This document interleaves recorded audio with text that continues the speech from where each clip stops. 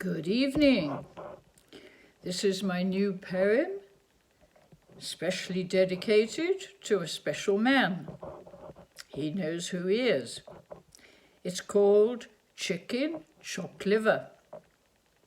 The rabbi knew and understood her pain, her mental agony, her fear of corona, her fear of fear, her constant stammer, her silent world.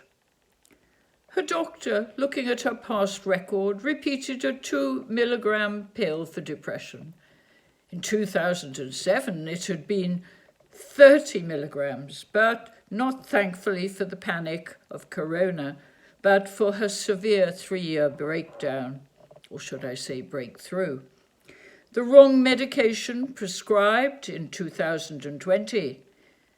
Panic attacks, high anxiety and hyperventilation, the daily norm for up to 8 hours, whimpering like an animal in pain, like Alice down a dark rabbit hole, until mid-afternoon, like a mental switch in her brain, she then stammered words, and as evening arrived, fluent words just normally when the dreaded medication had worn off.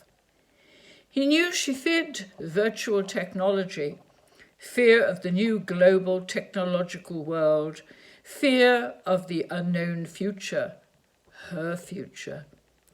Self-isolation and inactivity caused medical problems too. No real family, only extended family and friends, but far, far away. Except one who cared, supported, and loved her, but not always available to listen to her fears.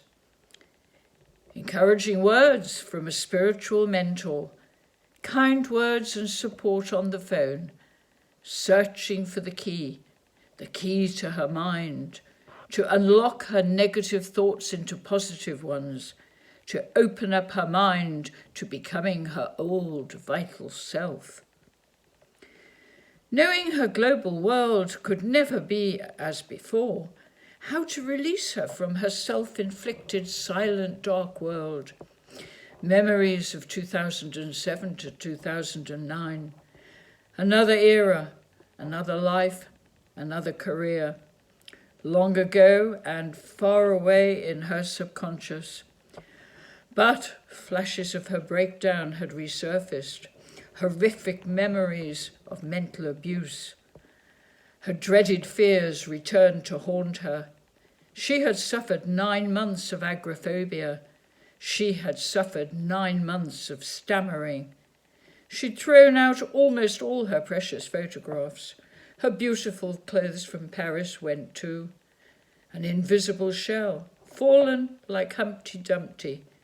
But she had survived.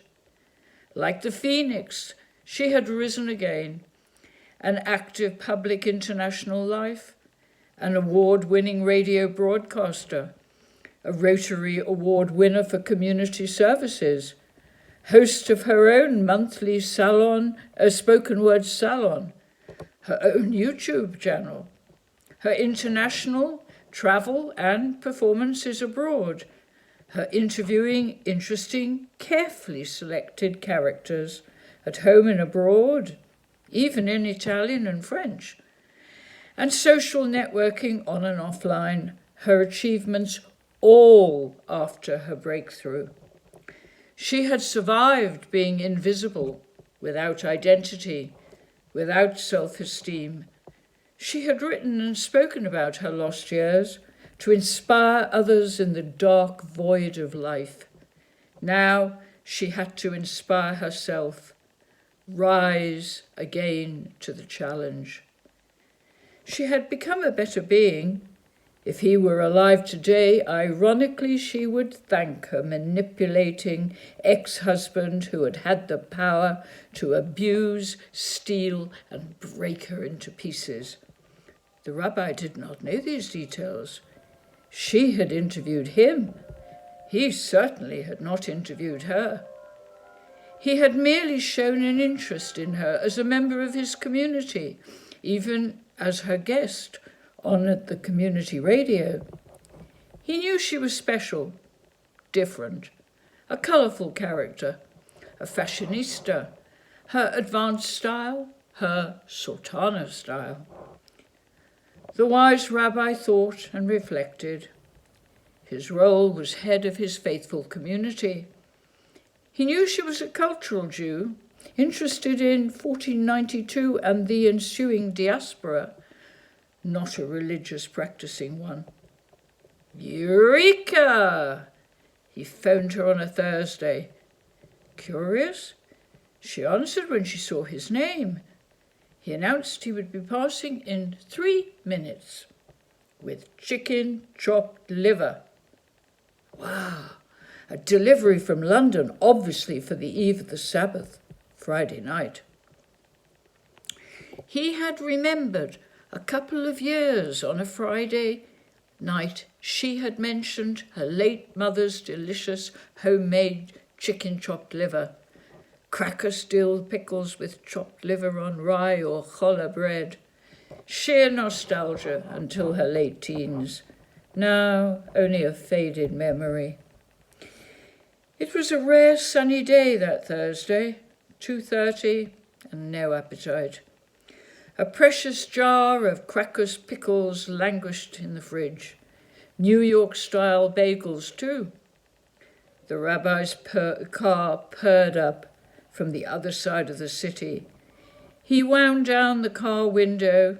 He handed her the priceless packet of gold, smiling and nodding, wearing his traditional hat. He sped off.